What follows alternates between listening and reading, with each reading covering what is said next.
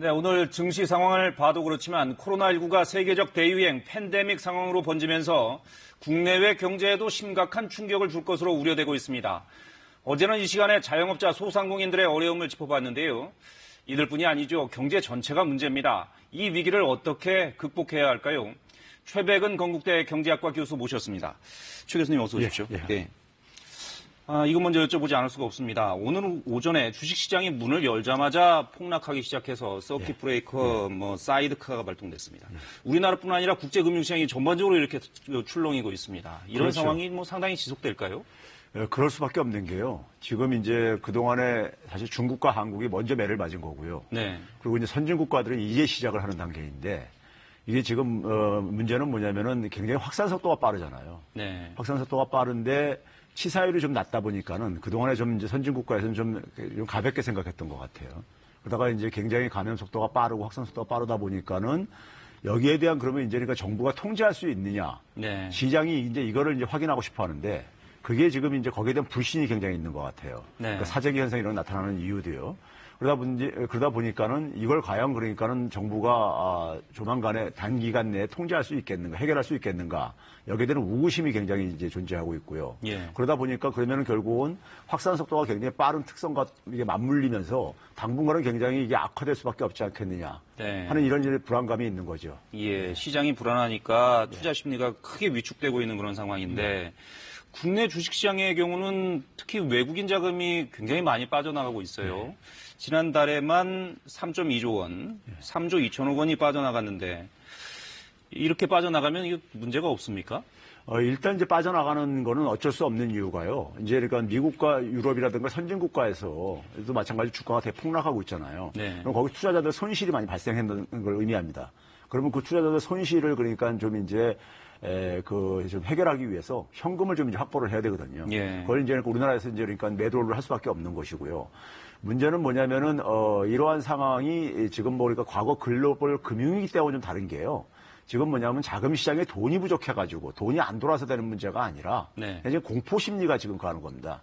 그러니까 이제 실물 경제 활동들이 이게 기본적으로 사람들 간의 접촉이라든가 이런 것을 그러니까 최소화시킬 수밖에 없는 이런 하나의 특성을 보여주고 있잖아요. 예. 그러다 보니까 생산과 소비 활동이 그러니까 전면적으로 위축될 수밖에 없고요.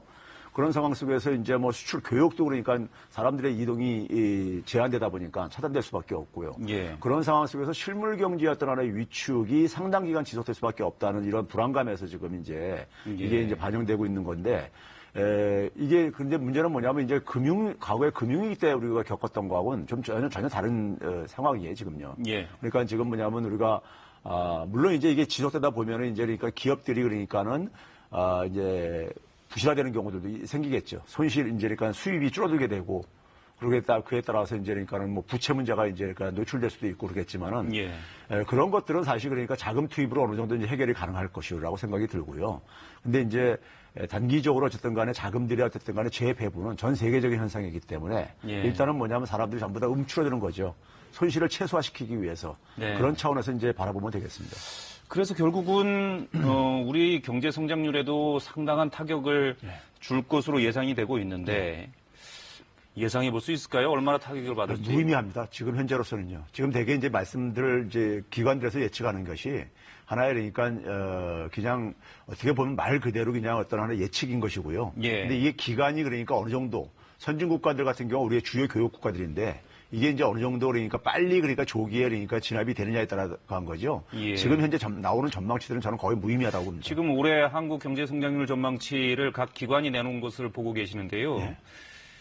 저 정도 전망치도 사실은 지금 달성 가능성이 지금 굉장히 그렇죠. 미지수로 예, 가고 있는 불확실한 상황이다. 거죠. 예. 불확실해졌다. 예. 사스나 메르스 때는 어땠습니까? 그때도 많이 충격을 받기는 했잖아요. 예, 근데 이제 그 당시 이제 사스나 메르스가 이번에 코비드라고 하죠. 코비드-19에 비해 가지고는 확산 속도는 좀 떨어지다 보니까는 네. 그러다 보니까 이제 거기에 대한 대응에 따라서 조기에 이제 어쨌든 통제로 이제 국민이 들어갔죠. 예. 근데 이제 문제는 뭐냐면 우리가 초기에 이 코로나19는 그러니까 치사율에 너무 초점을 맞췄어요. 네. 치사율이 좀 낮다고 생각하니까 좀 이제 안이하게 접근한 측면이 있고요. 그래서 이제 지금 중국과 한국은 사실 저는 위험한 고비인 좀 넘어가고 있다고 봐요. 가장 예. 최악의 상황은요. 근데 이제 선진국이 이제 시작을 하고 있다 보니까는 그리고 이게 이제 그러니까는 전 세계가 같이 해결이 안 되면은 계속 어쨌든 간에 전염이 계속 이게 악순환고리가 이어질 수 있기 때문에 예. 그런 점에서 결국은 보건적인 문제가 이 방역 문제가 그러니까는 해결돼야지만이 이게 진정이 될 수 있는 것이고요. 그게 지속되면 지속될수록 시장에 굉장히 부정적으로 영향을 미칠 수밖에 없고요. 그러면 이제 금융시장, 실물시장 모든 게 같이 악순환고리가 당분간 반복될 수밖에 없습니다. 사스나 메르스 때보다는 그 파장이 훨씬 더 클 수 있다. 그렇게 볼 수밖에 없겠네요. 지금 이미 그러니까 금융시장에 나타나는 상황을 보게 되면 사스 메르스 때보다 훨씬 크죠. 예, 예. 그렇군요.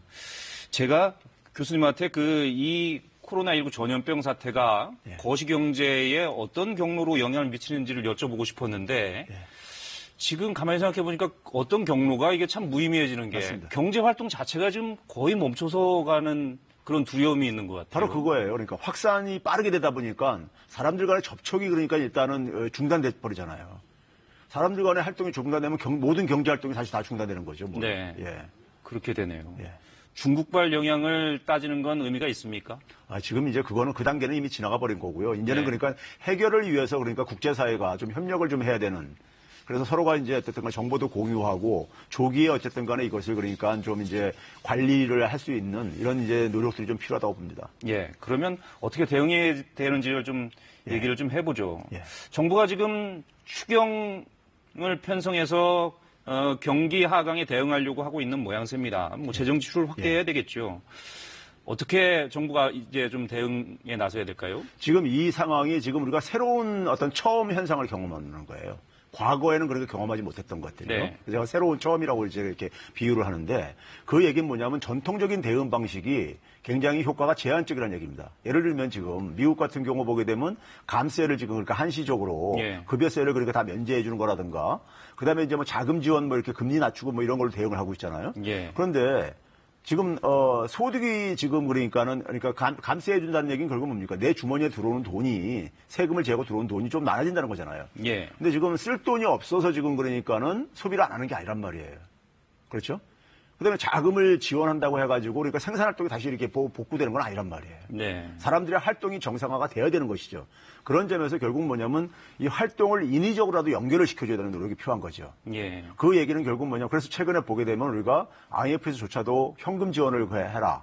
그걸 이제 물론 이제 우리 같은 경우에처럼 소비 쿠폰으로 연결을 해가지고 예. 돈이 강제로 어쨌든 간에 재유입돼가지고 한시적으로나마 돈이 돌 수 있도록. 그렇죠. 이게 결국 뭐냐면 과거에 시장에 의해서 자연스럽게 됐던 건데 예. 지금은 사람들의 활동이 완전히 위축되고 이렇게 축소되다 보니까는 그걸 억지로 이제 이어줘야 된다 이거죠. 예. 근데 그거를 이제 그러니까는 일단 그것도 시간 벌기인 거고요. 결국은 그러니까 이 방역 문제가 이게 이제 그러니까 통제가 돼야 하는 순간이 돼야지만이 사람들의 심리가 이제 회복되고 예. 경제활동 정상화가 돼야지만이 이건 해결될 수 있습니다. 그래도 시간 벌기일 수밖에 없는 상황이지만 그래도 어쨌든 완전히 붕괴되거나 쓰러지지는 않도록 해줘야 되기 때문에 맞습니다. 예. 또 돈을 좀 자금을 투입해야 할 수밖에 없는 상황이지 않습니까? 예. 그래서 11조 7천억 원의 추경을 편성한다고 하는데 뭐 정치적 논란이 좀 있습니다만은 11조 7천억 원이면 충분합니까? 저는 택도 없이 부족하다고 생각합니다. 지금 이제 박용만 회장이 한 40조 얘기했던 이렇게 이런 얘기를 나오는 이유가요. 예. 지금 그러니까 그 광범위한 서민 경제가 완전히 지금 제기가 되고 있어요. 예. 그러다 보니까는 이분들 같은 경우는 지금 당장 뭐냐면은 이게 소득 지원이라든가 현금 지원이 안 되면은요 붕괴돼 버리게 되면은 그다음에 또 악순환고리가 더 지속돼 버립니다. 경기가 또 이제 추가 침체되고 이렇게 되다 보니까요. 예. 실업자도 증가할 거고요. 그렇죠? 그래서 일단 그 붕괴되는 거를 한시적으로 막아야 돼요. 막기 예. 위해서는 결국은 지금 상황 속에서 아까 얘기했듯이 인위적으로 그러니까 경제 활동을 연결시켜 줄 수 있는 이 고리에 그러니까는 집중적으로 투입을 해야 됩니다. 한시적으로요. 그래서 일부에서 그러니까 뭐 재난형 기본소득이냐 뭐 이런 얘기 나오잖아요. 그것도 뭐 어떤 지자체장들은 뭐 60% 이렇게 얘기하는데 예. 저는 그 60%라는 것이 의미가 없다고 보는 게 정규직 같은 경우가 그러니까 반드시 그러니까는 이 고소득자들은 아니에요. 정규직 중에도 그러니까 예를 들어서 그러니까 뭐 비정규직 중에서도 과거에는 그러니까 소득이 높았었는데 독자적인 경제 활동 하시는 분들이 그러니까 지금 소득이 완전히 끊기고 있어요.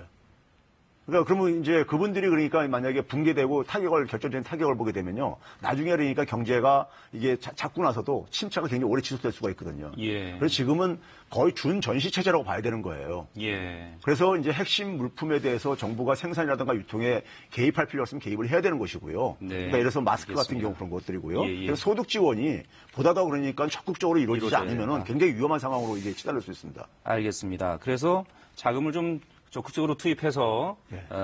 경제 주체들이 완전히 재기할 수 없는 상황에 빠지는 것은 막아야 막아야 된다. 됩니다. 예. 어쨌든 그렇게 막되 보건 문제로 출발한 문제이기 때문에 해법도 역시 맞습니다. 보건 문제일 수밖에 예. 없다. 알겠습니다. 시간 관계상 여기까지 듣겠습니다. 오늘 말씀 잘 들었습니다. 네, 감사합니다.